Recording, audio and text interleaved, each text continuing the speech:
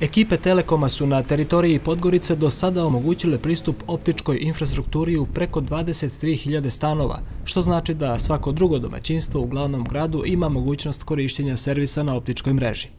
Podgorička naselja Blok 5 i Blok 6 prva su naselja u Crnoj Gori kompletno pokrivena optičkom infrastrukturom.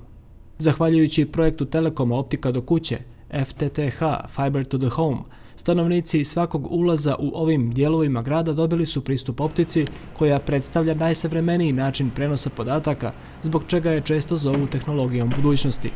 U ovim zonama, računajući i zaleđe Bloka 6, gdje su pokrivene skoro sve zgrade, ima preko 4.000 stambenih jedinica sa pristupom optičkim servisima. Najsavremeniji način prenosa podataka tako je dostupan u gotovo svim podgoričkim naseljima. Primjera radi, na starom aerodromu je optikom pokriveno preko 4.000 stanova, u stambenim objektima preko Morače oko 3.200 stanova, oko Mall of Montenegro preko 2.800 stanova, na Zabjelu oko 1.700 stanova. U zoni optike se nalaze također i dijelovi Mareze, Smokovca, Stare Zlatice, Kuća Rakića kao i Dahne. Paralelno sa Podgoricom obimni su radovi na uvođenju optike i u drugim gradovima. Najbolja pokrivenost je u Kotoru, gdje svaki drugi korisnik ima pristup FTTH servisima, ukupno u preko 1.800 stanova. U zoni optike nalazi se veliki broj korisnika u Budvi, Herceg Novom, Baru, Tivtu, Beranama, Cetinju, Nikšiću i Bijelom Polju. U Telekomu smo bili svjesni značaja koje optička infrastruktura ima za telekomunikacije. Stoga smo već krajem 2009. započeli istraživanje tržišta za potrebe projekta Optika do kuće.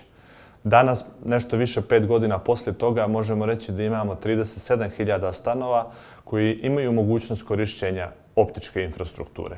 Oni su raspoređeni diljem Crne Gore u 10 crnogorskih opština sa tendencijom da se taj broj definitivno poveća, proširi na sve.